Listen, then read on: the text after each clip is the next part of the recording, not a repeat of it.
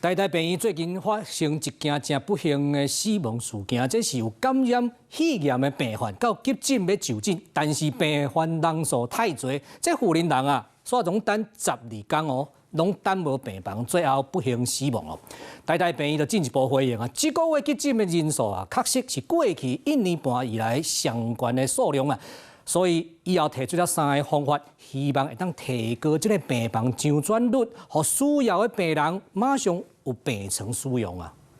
今天12天死在走廊上，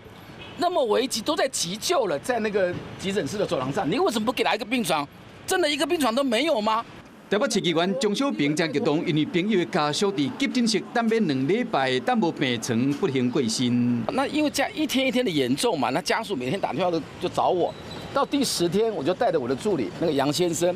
，19號下午3點，我拿我的名片去找院長。代志發生在8月7號迄天，一個85歲姓柯的老太太，因為患着肺炎，去台大病院急診室就診，病情愈來愈嚴重，猶閣等無病床。經過10天，因查某囝擋袂住，拜託民意代表鬥3天，到20個時，這個老太太器官攏敗去來過身，等足足12天，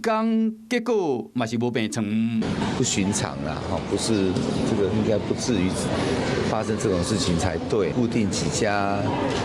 醫學中心是比較滿哈，那麼不過呢，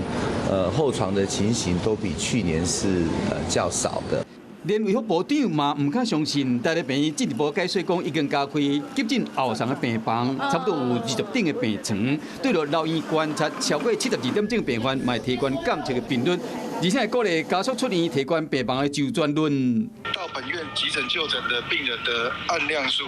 是過去1年半來新高了，目前看起來不是疫情造成的了哈，那也不是季節性的問題造成的啦，可能就是很多民眾還是希望到台大醫院就診。病患的家屬已經向衛福部提出申訴，到底是不是醫療的疏失，就等調查和真相大白。